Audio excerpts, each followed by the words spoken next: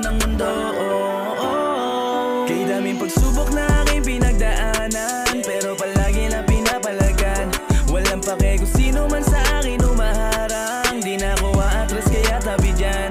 Hindi ko kailangan ng di makakatulong sa aking pagyabong, sisikaping umahon. Sa sarili lang palagi ang tiwala ko, kaya palagi ko lang gagalingan.